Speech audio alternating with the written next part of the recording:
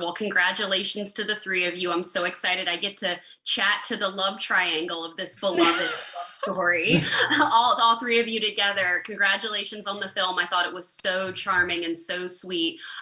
First question for you. Yeah, you're welcome. You're welcome. I love that Lenny completely gets to lose herself and find that inner peace and happiness when she's playing her music. And it got me thinking, what's that one hobby or thing for each of you where you just feel completely relaxed and be able to kind of lose yourself? For me, it's probably going to a movie theater or cozying up with a good book. But Grace, I want to begin with you. What's that one thing for you?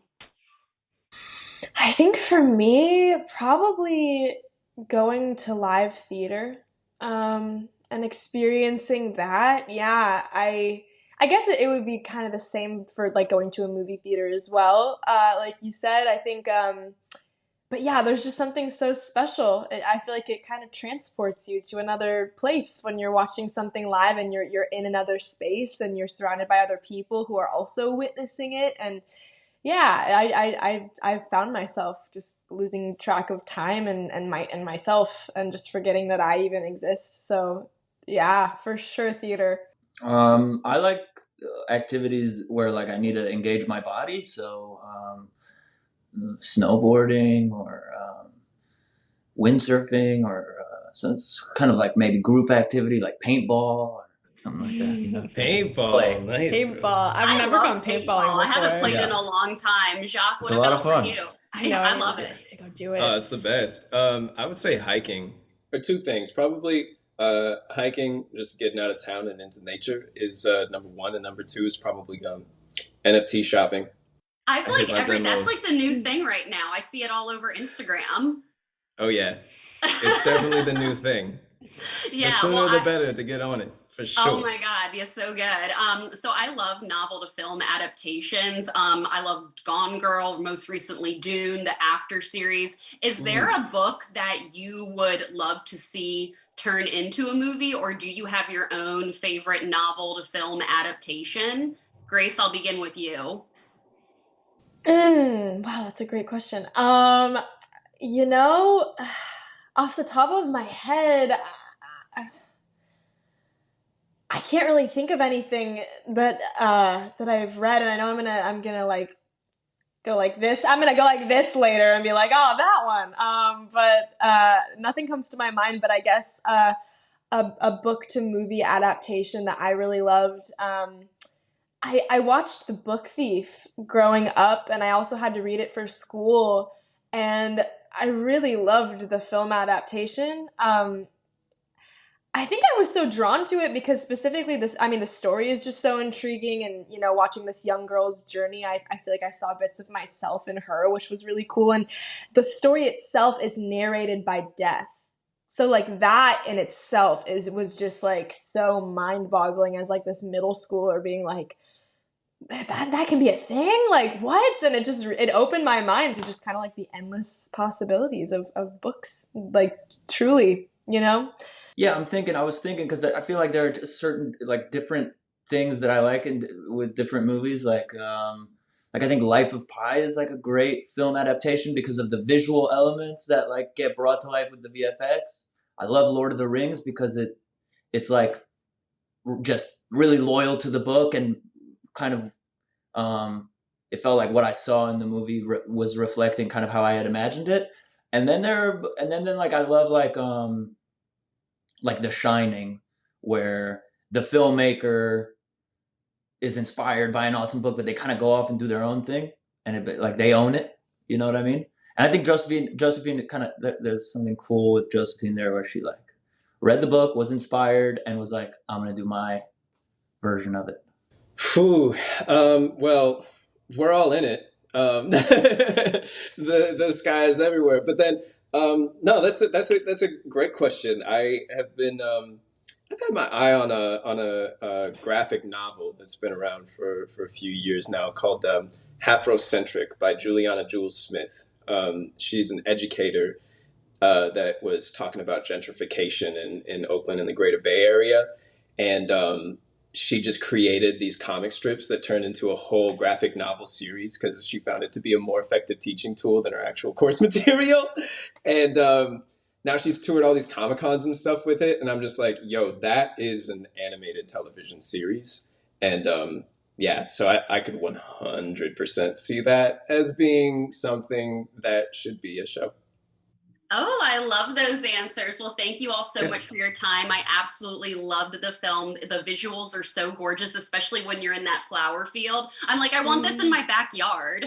Right? Yes, Right? It's for real. entrancing. It is so entrancing. Congratulations to the three of you, and thank you so much for your time. I can't wait for fans to see this when it's out in theaters and on Apple TV Plus. Oh, thank you Thank so you much. so much. Thank you. Great Thank meeting you. you. Very Meeting nice you to meet guys. you. Thanks for your Bye. time. Bye. Thank you. Bye. Josephine, congratulations on this film. I thought the visuals were absolutely stunning, and I thought it was so charming. So congratulations to you, first of all. Oh, thanks, Lauren. Thank you so much. I'm so grateful. And I love Baltimore, so I'm so excited to be on your show. Have you ever been?